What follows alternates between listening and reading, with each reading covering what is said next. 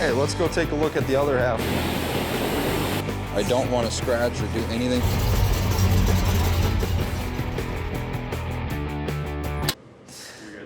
Hi, I'm Phil. I'm the manager over here at the Detailing Center for Unique Classic Cars. This is where we get all the cars cleaned up, polished, waxed, pretty, looking good again. So I'm gonna kind of do a little walk around and kind of hit all the spots and show you guys what we're working on today.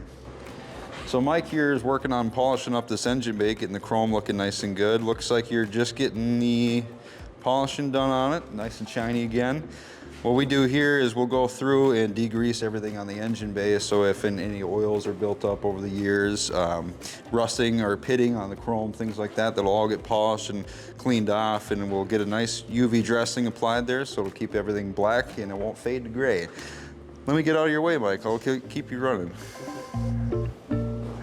So another big thing that we do here is paint correction.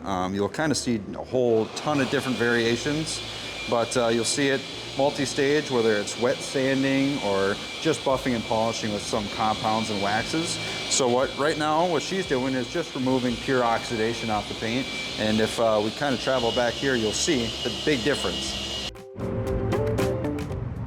So you're making a major improvement on the paint here, is he?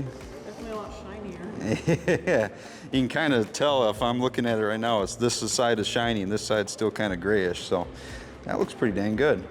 I'll let you keep rolling. Jordan.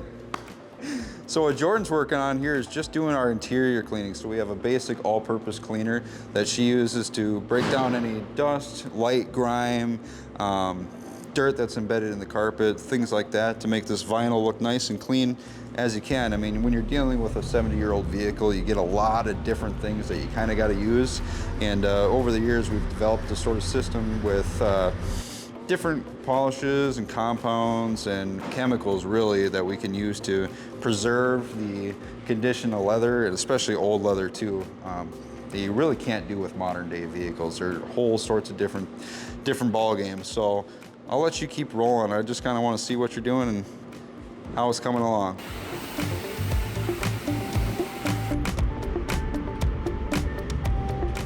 All right, let's go take a look at the other half of our building that we do kind of our marketing. Also, all of our pictures, videos, everything like that gets posted and pictured over here in the other half of our detail shop.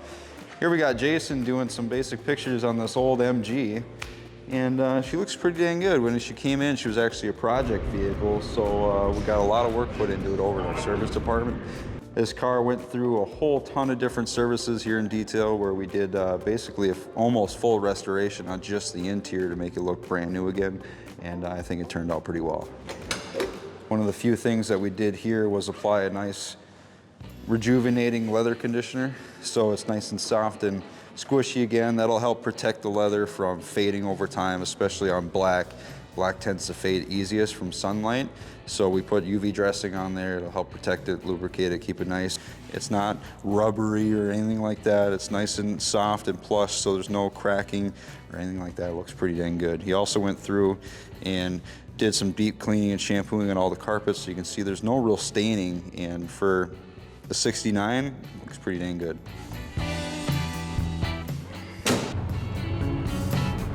Every vehicle has its own little quirks, you know, crevices on the dash or the console, or on these older vehicles, you're dealing with chrome. So one thing I think a lot of people get misconstrued when it comes to detailing is simply how deep of a process it is. So when you're dealing with, you know, your 2020 Odyssey, all you're gonna do is wash it, throw a vacuum through it, call it a day.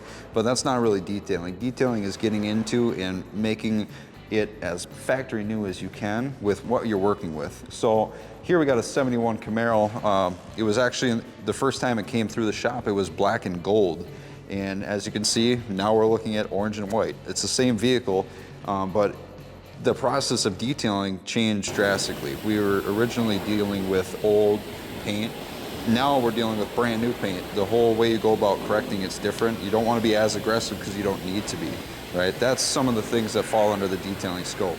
Dealing with old chrome, people think, oh, you could just throw some steel wool at it and scuff it up real good and it'll look nice and shiny. Well, there's a different process. Using metal polish with the steel wool and a couple other things, you can really get that chrome polished out to a nice even finish again. And every little crevice matters when it comes to detailing. Here in the department, you know, if you're looking at cleaning up a windshield, some people don't think to clean the wipers, you know. It's a simple little thing, but every little speck of dust, every little piece of dirt that's on the vehicle, that's all involved in a detailing process versus, you know, your run of the day, if you drive through the gas station car wash, they're only gonna touch what they can feel, right? And what happens is the whole rear end of the car doesn't get washed. So that's what I think most people misconstrue about detailing. One of my favorite parts about detailing is getting the wheels and tires cleaned and making those look great, because a good wheel always looks nice and shiny and perfect. So we kind of have a multi-stage process. You can see I got a bunch of stuff in front of me, but you can just tell by my fingerprints that there's dirt. It's either iron or dirt or grease or grime or brake dust. A lot of things end up on these wheels and tires, and really they are probably the dirtiest part of a vehicle. In my opinion, that is one of the worst parts. So I've got a wheel and tire cleaner that's gonna help break down any dirt or grime on the tire. And then I have a citrus degreaser that's gonna help safely clean off any of the painted surface. So this is a sort of a painted wheel, almost kind of like brushed aluminum.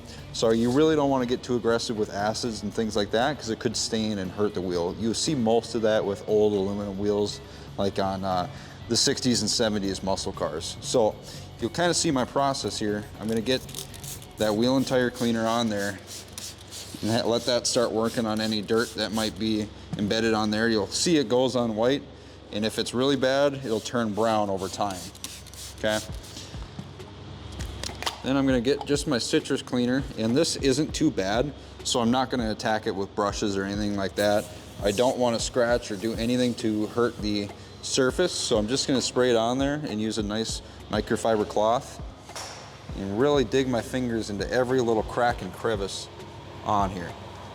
So kind of work on around the outside and work my way in. Just slowly going about it. Like I said, this wheel is actually in really good condition. It's not too terribly dirty. So I can avoid using brushes and things like that that could potentially harm it. And you can see within just a few seconds that all that little bits of dirt and dust and grime are coming right off. That foam kind of emulsifies any dirt and whatnot and just pulls it into the foam and makes it really easy to wipe off. Then I'll go through and I'm just gonna wipe down the tire. And as you saw before, the tire really wasn't too dirty.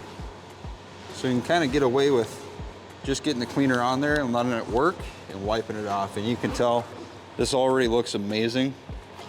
But what I'll do, I'll get some of our sling-free tire dressing. We sell this in-house. You can go right to our website and buy it. We have a couple different chemicals right now. But I'll just get that onto an applicator. Don't need a whole lot. And just work it into the tire.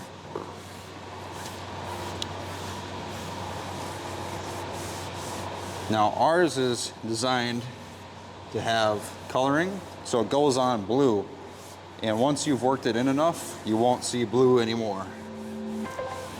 So that's kind of what it looks like. And just for good measure, I like to do is I'll go through and just lightly brush off some excess. And there you go. That's just the basics of a wheel and tire clean. And it's not too bad.